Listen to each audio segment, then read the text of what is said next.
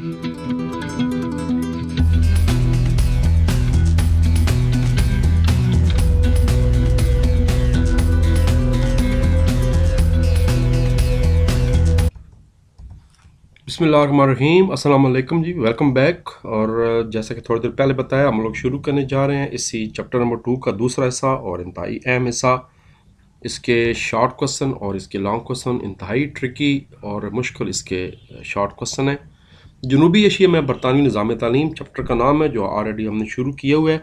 तो अंदर चलते हैं और वन बाय वन इसके क्वेश्चन करने की कोशिश करते हैं जनाब।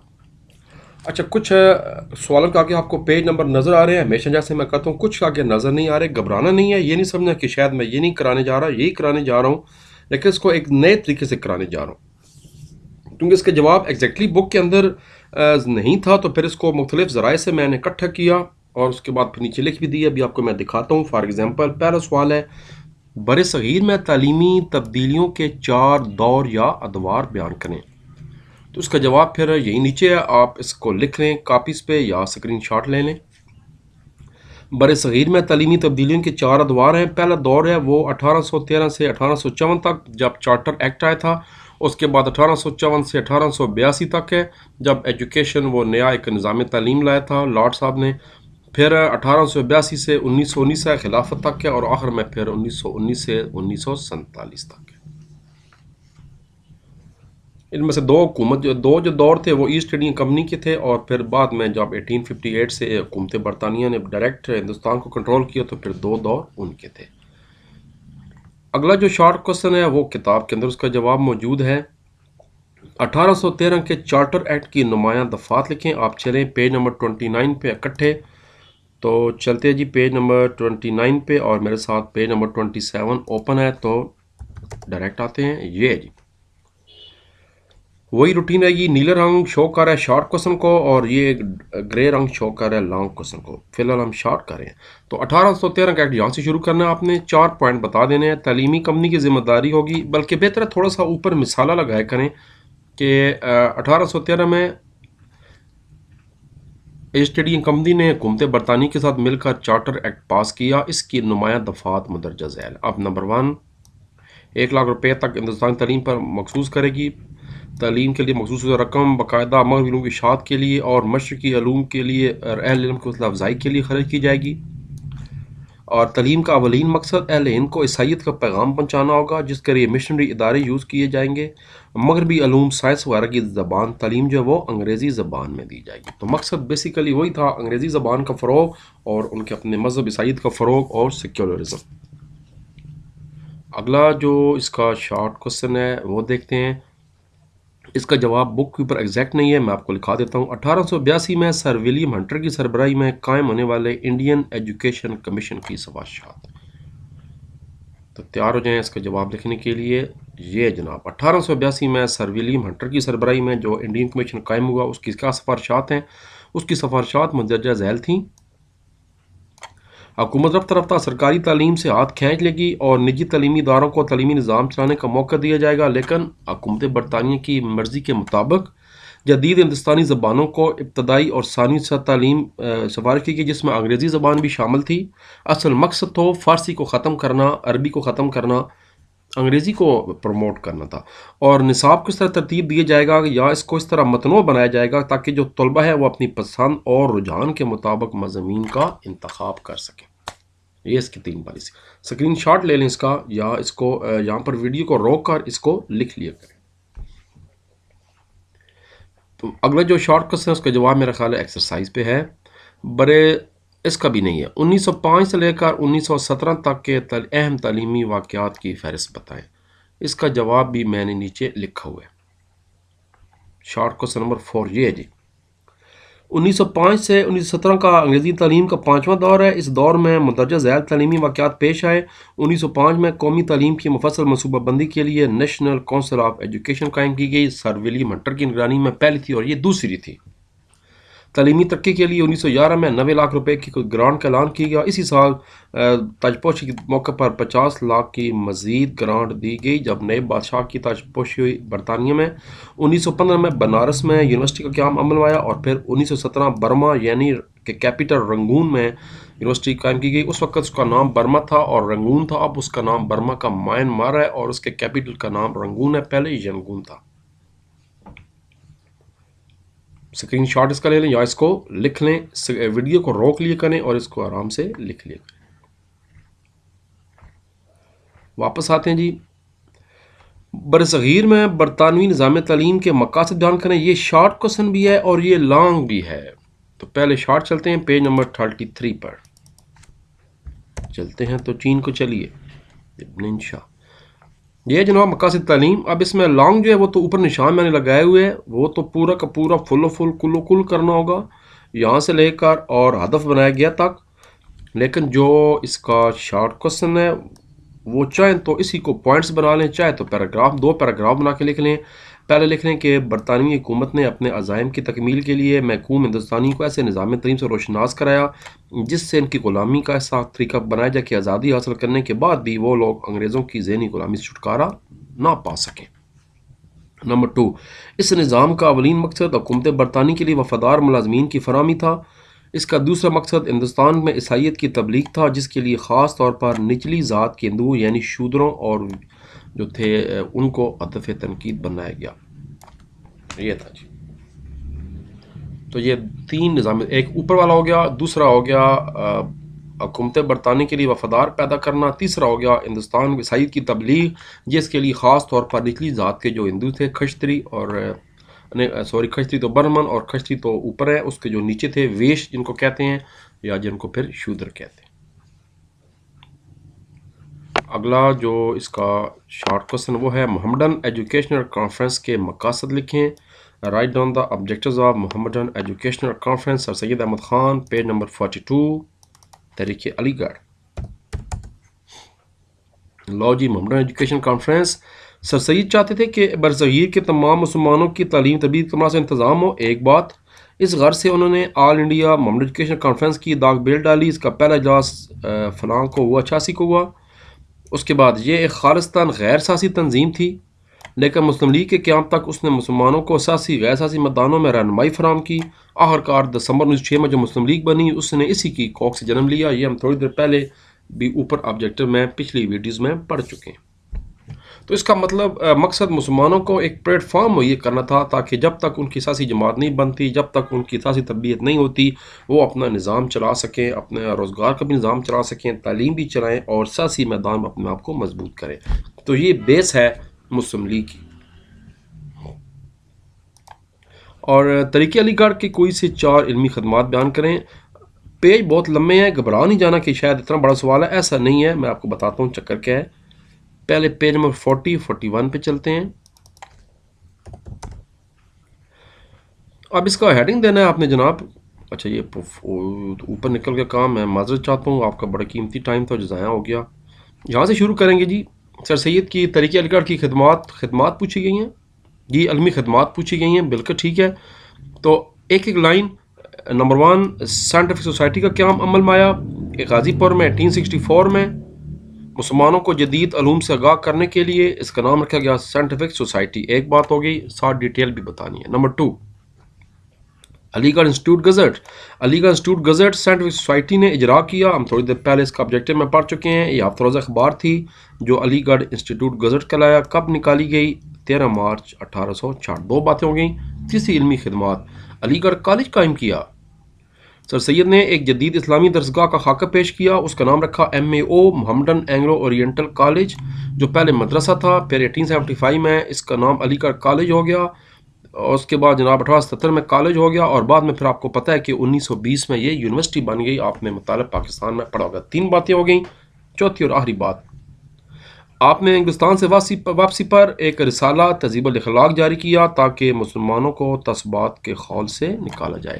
اور مزید اگر آپ مثالہ لگانا چاہتے ہیں, 5 پوائنٹ لکھنے ہیں, تو رسالہ اسباب بغاوت ہند بھی سر سید کی بہت بڑی کاوش تھی.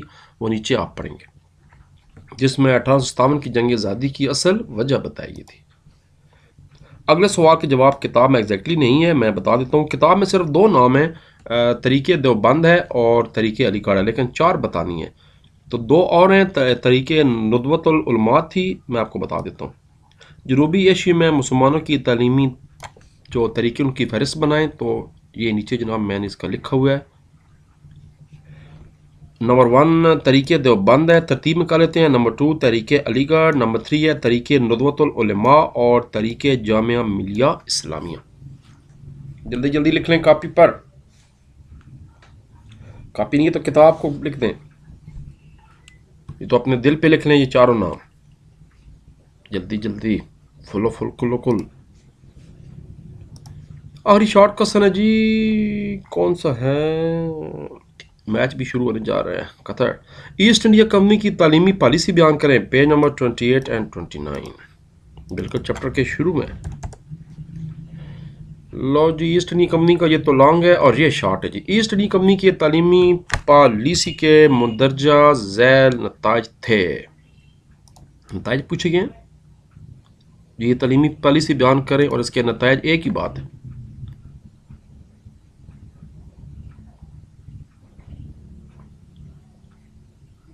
ٹھیک ہوگا جی. مغربی علوم اور عیسائیت کے فروغ کے لیے سرپرستی کی جائے.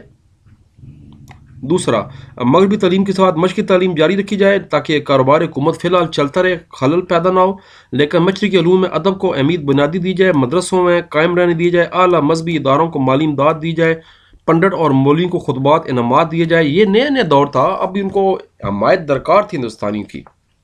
بعض ہندوستانی کے بچوں کو اعلیٰ ملازمتیں دی جائیں. بعد میں آہستہ انہوں نے اپنے رنگ نکھالنے شروع کر دی اور اس کے بعد جو کچھ ہوا وہ آپ کے سامنے ہے. صرف چند ہزار برطانوی فوجی نے پورے ہندوستان پہ قبضہ کیا تھا پلاننگ کے تحت. اب آگے جی لانگ کوسچن، ایسا انشائیہ 1 بائی 1.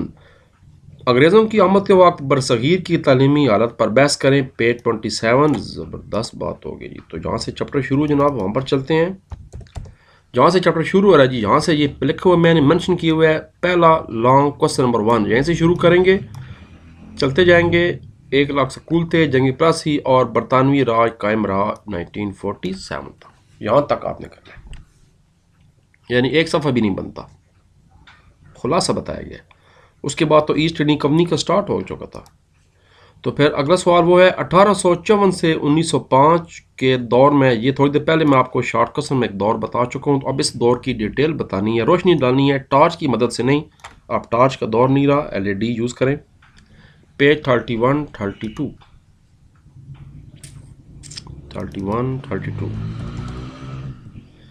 لو جی. یہ اس میں یہ جو دور ہے یہ آپ 1854 سے گھبرائیں نہیں، بیسیکلی یہ پرانی دور کی بات کی جا رہی ہے، کیونکہ دیکھیں 1854 سے شروع ہو رہا ہے. تو یہی 1854 ہے جناب جب مسٹر ووڈ واز اسپیچ کا دور حکومت آیا تھا. مشکل نام ہے ووڈ اسپیچ، ووڈ کا مراسلہ. یہاں سے شروع ہوگا. Long question number 2، Charles Wood ان کا پورا نام تھا. چلتے جائیں گے. ان کے اہم پوائنٹس کیا کیا تھے. اسی دور میں مشہور ادارے بنائے گئے. پنجاب یونیورسٹی پاکستان کی سب سے پرانی یونیورسٹی ہے، 1882 میں بنائی گئی. 1857 کلکتہ. MCQ آ سکتے ہیں، یاد کیا کریں MCQ ساتھ ساتھ. میں انشاءاللہ ایک ایکسٹرا MCQs آخر میں کوشش کروں گا بنانے کی. اور یہ سوال آپ کا سارجنٹ رپورٹ سے پہلے ختم ہو گیا. لائن ٹیڑھی لگی ہے، ہم سیدھا کرنے کی کوشش کرتے ہیں. لاؤ جی یہاں تک. اور برصغیر میں برطانوی نظام تعلیم کے تجویز کردہ نصاب پر روشنی ڈالی ہے. Page 33 and 34. اسی سے اگلا پیج ہے، یہ ہے 33. اب نظام، اور یہ جناب پہلے مقاصد تعلیم ہے اور یہ نصاب تعلیم ہے. تو کیا پوچھا گیا ہے؟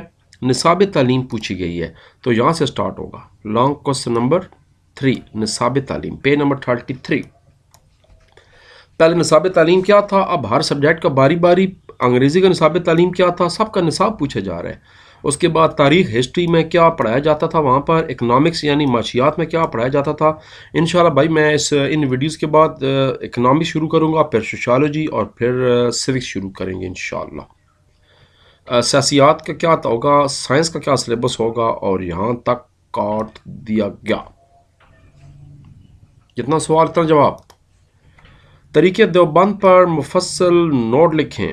Page number 36 37 38. لمبا سوال ہے بھائی، بہت لمبا سوال ہے. یہ پیج نمبر 34 ہے، یہ پیج نمبر 35 ہے، اور یہ پیج نمبر 36 ہے. طریقے دیوبند، پہلے اس کا پس منظر بتا دیں کہ کیوں ضرورت پیش آئی علماء کو، کب بنی، کس نے بنائی. ہم آبجیکٹیو پڑھ چکے ہیں، یاد کر لیں.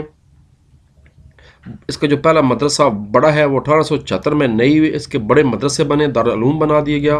MCQ آ سکتا ہے۔ اس کے اسباب کیا تھے؟ اسلام کا احیاء، تبلیغ اسلام کے لیے شروع کیا گیا۔ اس کے بعد اس کی خصوصیات کیا تھیں؟ خصوصیات کے بعد یہ بھی بتانا ہے کہ اس ادارے نے کیا وہ کام کیا، اس میں پورا اترا جس کے لیے یہ بنایا گیا تھا، یعنی اس کا آپ نے آخر میں ایک تنقیدی جائزہ بھی بتانا ہے۔ تو یہ جی اس کا تبصرہ۔ اب تبصرہ بہت بڑا ہے، تبصرہ 39 پیج پہ بھی ہے، اتنی لمبی ڈیٹیل کی ضرورت نہیں ہے، بس یہاں تک آپ نے پیج 38 تک اس کو مکمل کر لینا ہے۔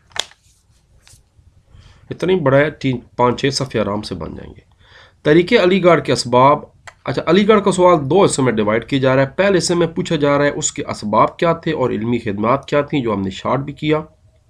پھر بعد میں پوچھا جائے گا کہ اس کے اثرات کیا ہوئے، وہ بعد میں بتاتے ہیں۔ پہلے ترتیب وار تحریک علی گڑھ کے اسباب اور علمی خدمات، پیج نمبر 39 سے لے کر 42 تک۔ تحریک علی گڑھ آ گئی۔ پہلے اس کا پس منظر بتانا ہے، کیوں شروع ہوئی۔ مسلمان تعلیم میں پیچھے رہ گئے، نوکریاں ختم ہو گئیں، معاشی حالات خراب ہو گئے۔ آخرکار سر سید صاحب نے کہا کہ اب مجھے آنا پڑے گا میدان میں۔ چلتے چلتے یہاں تک مقاصد نہیں پوچھے گئے، مقاصد نہیں بتانے، لیکن مقاصد ایکسٹرا شارٹ کوسچن ہے، اس کو نوٹ کر لیں۔ It is a very important extra short question. مطالعے میں بھی آپ نے پڑھا تھا 9th کلاس میں، تحریک علی گڑھ کے مقاصد۔ سیکنڈ ایئر کی پرانی کتاب میں بھی یہ سوال تھا، اب تو نئی کتاب آ چکی ہے، امید آپ میرے لیکچرز نئی کتاب کے دیکھ رہے ہوں گے، تو یہ ٹاپک نہیں لکھنا۔ اس کے بعد پھر یہاں سے دوبارہ شروع کرنا ہے۔ تعلیمی خدمات، نمبر 1 سائنٹیفک سوسائٹی، علی گڑھ انسٹیٹیوٹ پورا فل کل، علی گڑھ کالج اور تعلیمی کمیٹی، محمدن ایجوکیشن کانفرنس، اور یہاں تک یہ سوال ختم ہو رہے ہیں۔ یعنی اس میں تعلیمی خدمات بتانی تھیں یہ سارے، اس کے بعد مقاصد کی ضرورت نہیں تھی، مقاصد کو ایکسٹرا شارٹ کوسچن کے طور پر یاد کریں، اور اس کے بعد اس کا پس منظر بتانا تھا پہلے۔ تو یہ سوال علی گڑھ والا مکمل ہو گیا انشاءاللہ۔ یہ وہ شارٹ کوسچن جو اب لانگ بھی بتا دیا گیا، چھوٹا سا بالکل، چھوٹو اس کو میں لانگ کہتا ہوں۔ برصغیر میں برطانوی نظام حکومت کے مقاصد بیان کریں، پیج 33 واپس جانا پڑے گا۔ لو جی، مقاصد لانگ نمبر 6۔ اب وہی شارٹ کے بجائے آپ نے اس کو پورا کر دینا ہے۔ برصغیر میں برطانوی حکومت شروع ہوئی، یہاں سے لے کر ہدف بنایا گیا یہیں تک، بس اس کا یہ ٹاپک ہے۔ نصاب تعلیم تو علیحدہ لانگ ہے، آپ کو میں آلریڈی کرا چکا ہوں، اور یہ لانگ نمبر 6 کا جواب صرف مقاصد تعلیم ہے۔ اس کو پوائنٹس بنا لیں اور اچھی بات ہے، نہیں تو چلے گا۔ اب وہ جو رہ گیا تھا تحریک علی گڑھ کے اثرات بتانے ہیں مسلمانوں پر، پیج 42، 43 اینڈ 44۔ لو جی، اثرات آگے۔ پہلا اثرات تھا مغربی تعلیم کا فروغ، انگریزوں کے ساتھ مصالحت، یہ ڈیٹیل بتانی ہے، خالی نام نہیں بتانے، خوش نہیں ہونا۔ مسلم اتحاد، ذاتی کردار سازی تربیت کی جدید قیادت مہیا کی گئی، سیاسی دین کا محدود تصور تھا جو ایکسپینڈ کیا گیا، تحریک پاکستان کا قلعہ ثابت ہوئی، اردو زبان کو فروغ حاصل ہوا، انگریزی کے ساتھ اردو بھی پڑھائی جاتی تھی، مسلمان خوشحال ہونے شروع ہو گئے کیونکہ ایجوکیشن آ گئی، نوکریاں مل گئیں، گوروں کے ساتھ گفتگو شروع ہو گئی، تعلیمی اداروں کا مزید دیکھا دیکھی، بے شمار ادارے بنے شروع ہوئے، جس میں مشہور ادارے پاکستان اور انڈیا میں کھولے گئے۔ انجمن حمایت اسلام پنجاب میں کھولی گئی، انجمن اسلامی پنجاب میں کھولا گیا، اس کے علاوہ سندھ میں سندھ محمدن ایسوسیشن کھولی گئی، بمبئی میں انجمن اسلام بمبئی کھولی گئی۔ تو یہ ادارے دیکھا دیکھی مزید قائم ہونے شروع ہو گئے، تو بس یہاں تک۔ اس کے بعد تو چیپٹر ہی خلاص ہو گیا، مگر ایک لانگ رہتا ہے ہمارا ایسٹ انڈیا کمپنی، پھر اوپر جانا پڑے گا سٹارٹ میں۔ اس کی تعلیمی پالیسی بیان کریں، چھوٹا سا سوال ہے، پیج 28، 29۔ ابھی وہاں سے ہم ایک شارٹ کوسچن بھی کر چکے ہیں۔ لو جی، ایسٹ انڈیا کمپنی کا آغاز، لانگ نمبر 8، یہاں سے سٹارٹ کرنا ہے، چلتے جانا ہے، اور یہاں سوال ختم ہو گیا۔ بس یہاں سے جو اس کے مقاصد ہیں وہ نہیں پوچھے گئے، بتا دیں آپ کی مرضی ہے، لیکن نہیں پوچھا گیا، اور یہ پہلے یہاں تک کرنا ہے، اور ایک لائن آگے بھی ہے، یہ 3 لائنیں، میں شکر ہے مجھے یاد آ گیا۔ اس کے بعد پیج 29 پہ بھی یہ 3 لائنیں آپ نے یہاں تک کرنی، یعنی پیج نمبر 28 کا ایسٹ انڈیا کمپنی سے شروع کریں گے۔ شروع کرنے کے بعد مقاصد بتانے کی ضرورت نہیں ہے، یہ تو آلریڈی ایکسٹرا شارٹ کوسچن ہم کر چکے ہیں، اور اس کے بعد پیج 29 کے پہلے جو 2.5 لائنیں ہیں وہ بھی آپ نے کرنی ہے، تو یہ جواب اس طرح مکمل ہو جائے گا، اور اس طرح ہمارا چیپٹر نمبر 2 بھی مکمل ہو جائے گا، اور اس طرح جناب چیپٹر نمبر 2 کے بعد انشاءاللہ شروع کریں گے چیپٹر 3، 4 اینڈ 5۔ اللہ تعالیٰ آپ کا امین ناصر ہو۔ اللہ حافظ، پاکستان زندہ باد۔